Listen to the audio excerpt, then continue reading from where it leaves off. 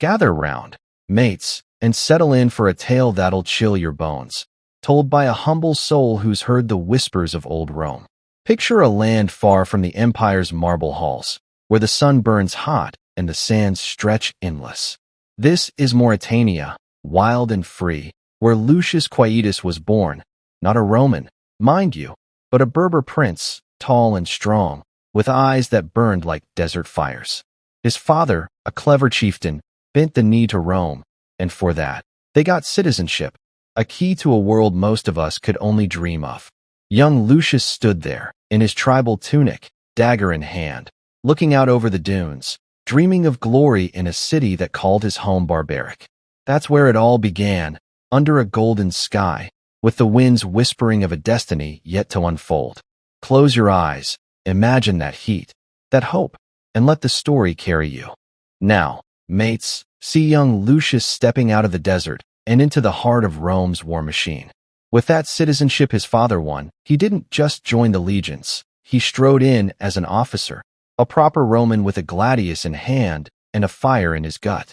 Picture him in a camp alive with the clatter of steel and the shouts of soldiers, his new armor gleaming under flickering torches, his red cloak stitched with patterns from his homeland. He was no common grunt like me or you. He had a shot at greatness.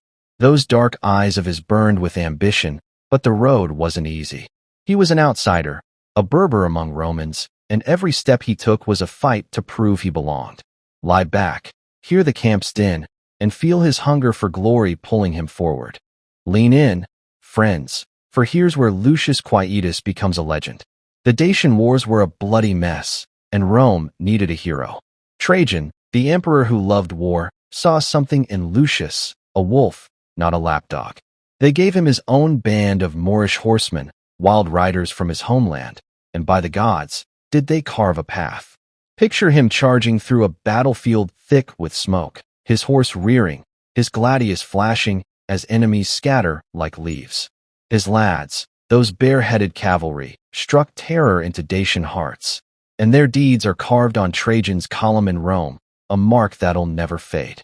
Lucius was fierce, unstoppable, his cloak whipping in the wind, his face scarred but proud. He wasn't just fighting, he was rewriting what a Berber could be. Drift off now, imagining that clash of steel and the roar of victory. Now, mates, imagine a sight that'd make your jaw drop.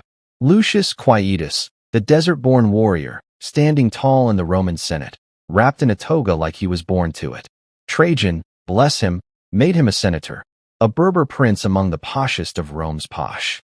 Picture him there, his dark skin and scarred face standing out against the pale nobles, their eyes narrow with envy. His toga's got purple trim, but he's kept a bit of home, a Berber armband, a nod to his roots. The Senate's all marble and lamplight, but it's cold, not welcoming. Those old families, they hated him, a living proof their world was changing, that a man like him could rise by grit, not blood. He stood defiant, but you could see the weight in his eyes, the fight to belong. Settle in, feel that tension, and let the story sink deep. Hold fast, mates, for this is where Lucius shines brightest. Trajan's war in Parthia was going to ruin, the army trapped like rats in a rocky wasteland. But Lucius? He didn't flinch. Picture him, blood streaking his armor, his red cloak torn but still flying those Berber patterns, his gladius raised high. He's leading his Moorish riders in a desperate stand, holding back a tide of Parthian archers while the legions scramble to safety. Dust chokes the air, torches flare against the cliffs, and his face, scarred, fierce, tells you he'll die before he breaks. The lads in the ranks loved him for it, called him one of their own, a commander who'd bleed to keep them alive. That night, he was a hero, carved in the hearts of soldiers. Close your eyes, hear the shouts and arrows, and feel his courage pulling you under. Now, friends, the tale turns dark as a moonless night.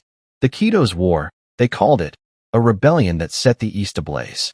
Trajan sent Lucius to Mesopotamia to stamp it out, and by the gods, he did it with a heavy hand. See him standing atop a hill, his armor splattered with blood, his cloak stained but still marked with his homeland's patterns, a curved dagger in his grip.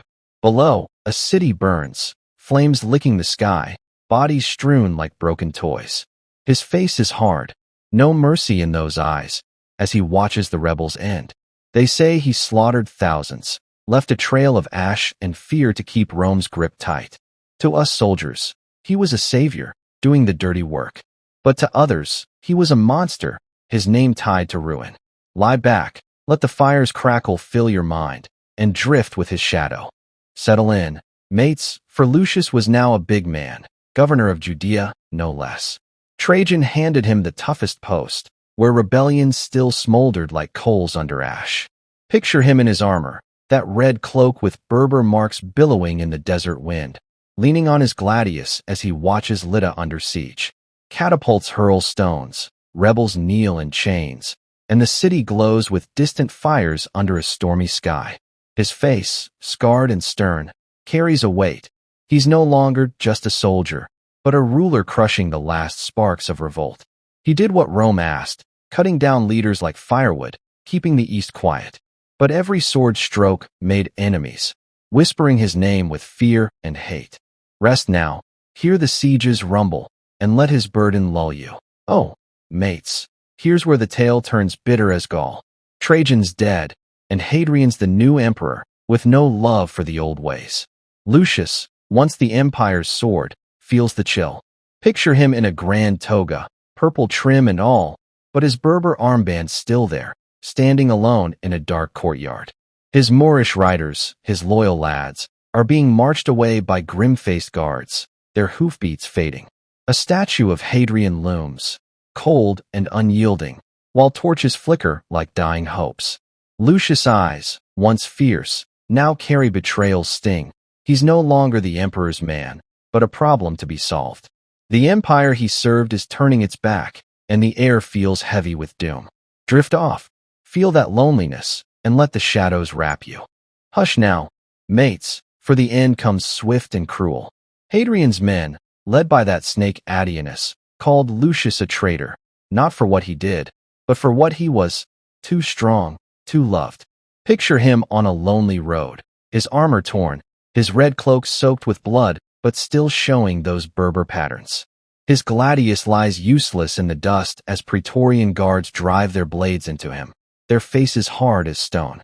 The skies all storm and fury, the ground barren, his eyes still fierce but fading. No trial, no honor, just a quick, cold death for a man who'd saved legions. The empire he bled for turned on him, and his name was meant to vanish. Lie down, hear the winds wail, and feel the weight of his fall. Now, mates, let's end with the tale that haunts the nights, the legend of Lucius Quietus end. They say it wasn't a quiet death, but a horror show. Picture him, bound in rags, his body broken, as executioners peel his skin in a roaring amphitheater. The mob jeers, their faces twisted with cruel joy, while philosophers on a tribunal point and preach of tyranny. Torches flare, the sunset bleeds red, and Lucius' eyes hold a final defiance. But this? It's a lie, a story spun to make his death a warning. The truth is colder. Rome didn't need a spectacle to erase him. They just struck him down and hushed his name, a hero turned to dust. Which is worse, friends? A crowd cheering your pain, or a silent blade that makes you vanish? Ponder that as you drift to sleep, wrapped in the shadows of Rome's dark heart. Good night.